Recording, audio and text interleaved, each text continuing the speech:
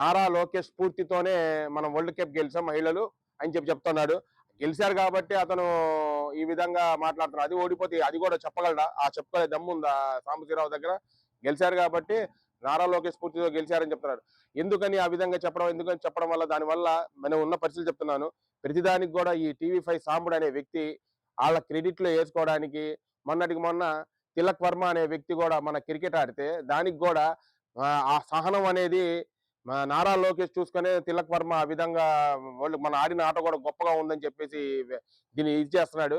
ఏది జరిగినా కూడా ఏది గెలిచినా ఏదైనా జరిగితే అది నారా లోకేష్ స్ఫూర్తితోనే చేశారని చెప్పేసి వక్రీకరించి మాట్లాడుతున్నాడు. ఈ విధంగా మాట్లాడడం వల్ల మన భారతదేశ మహిళలకి మనోభావాలకు దెబ్బతిన్నట్టుగా ఉంది. అటువంటి వ్యక్తి మీద ఈ విధంగా మహిళల్ని కించపరుస్తూ మాట్లాడిన టీవీ5 సాంబశివరావు మీద కేసు పెట్టాలని మేము కోరుకుంటున్నాం. ఎందుకంటే ఇప్పుడు గెలిచారు కాబట్టి నారా లోకేష్ స్ఫూర్తితో గెలిచారని చెప్పుకుంటున్నాడు.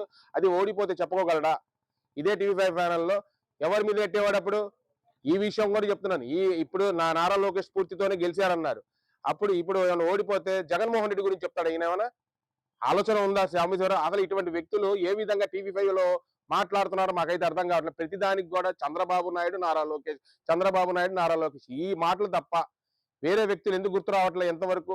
మొన్నటికి మొన్న జరిగిన చిన్న ఎగ్జాంపుల్ కూడా చెప్తా. హుదూద్ తుఫాన్ అంట ఈ చంద్రబాబు నాయుడు స్టీరింగ్ తిప్పినట్టు తిప్పేసి తెలంగాణ పంపించేసాడంట. ఈయన చెప్పడం ఏంటో మాకైతే అది అర్థం కావట్లా. ఎంతవరకు ఈ జోకర్ మాటలు ఈ విధంగా మాట్లాడడం వల్ల యాక్చువల్గా జరిగేది ఏంటంటే మొన్న జరిగిన మహిళల క్రికెట్లో మహిళల మనోభావాలు తిన్నట్టుగా ఉంది. వాళ్ళు కష్టపడి 11 మంది ప్లేయర్స్ కష్టపడి వాళ్ళు క్రికెట్ వరల్డ్ కప్ గెలిస్తే దీన్ని అతను ఆసరాగా తీసుకొని నారా లోకేష్ స్ఫూర్తితో గెలిచారని చెప్తున్నాడే. నారా లోకేష్ స్ఫూర్తితో గెలవడానికి ఏమైనా కోచ్ అతను, లేకపోతే క్రికెట్ టీమరా, లేకపోతే ఈ క్రికెట్ కి ఏమన్నా టీం కి ఏమైనా మెంబరా? ఏ విధంగా ఇతను స్ఫూర్తితో గెలిచారు నాకు చెప్పాలి. ఈ సాంబశివరావు అనే వ్యక్తి ప్రతి మహిళల్ని అగౌరవపరుస్తూ, మన 11 మంది ఆంధ్ర మహిళలు కాదు భారతదేశ మహిళలందరినీ అగౌరవపరుస్తూ ఈ రోజు ఆయన మాట్లాడిన దానికి మేము తీవ్రంగా ఖండిస్తున్నాం. అటువంటి 420 గారిని ముందు అరెస్ట్ చేయమని చెప్పేసి మేము మన కేంద్ర ప్రభుత్వాన్ని కోరుతున్నాం. రాష్ట్ర ప్రభుత్వం అతనికి ఎటు సపోర్ట్ చేసింది కాబట్టి మేము కేంద్ర ప్రభుత్వాన్ని కోరుతున్నాం. 11 మందిలో మన ఆంధ్ర రాష్ట్రంలో 2-3 ఉన్నారు. కేంద్రంలో మన భారతదేశంలో ఎంతమంది? 10 మంది 9 మందికి భారతదేశంలో ఇచ్చారు.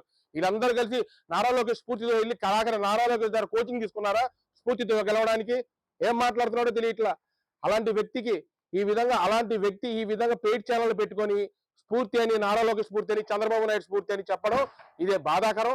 అలాంటి వ్యక్తి అసలు టీవీ ఛానల్స్ లో లేకుండా చేయమని చెప్పేసి మా కేంద్ర ప్రభుత్వంలో నరేంద్ర మోడీ గారిని కోరుతున్నాను.